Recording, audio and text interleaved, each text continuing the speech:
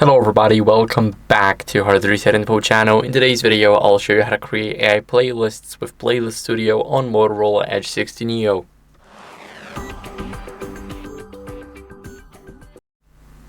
You heard it right, you can create an AI playlist with real music. You just tell them what vibe or mood you're feeling.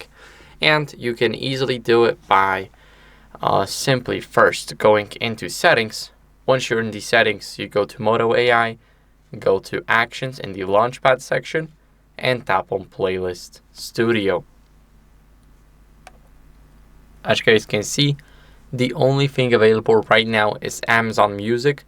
So you can click on the plus, and here we have to sign in. So I'll quickly sign in, and I'll see you guys once I do this.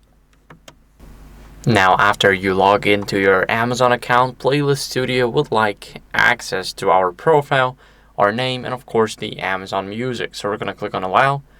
And here, after we click on Allow, we have our Amazon Music connected. We can disconnect it like this. And as you guys can see, you just click on Allow. Now let's open up the Moto AI app and go to Playlist Studio. Here you can click on Create a Playlist, click on Continue, and of course you need some permissions. So you can click on I agree, show more, enable permission, and click on Allow. Now you have to select a language, so you can choose from 4 languages supported by Moto AI: English, Japanese, Portuguese, and Spanish. So I'll choose English. Now here we can click on Try It Now, and we have our Playlist Studio connected already. That was the first thing we did. Now we want to confirm that it's our account, and here we want to go over and we're set up.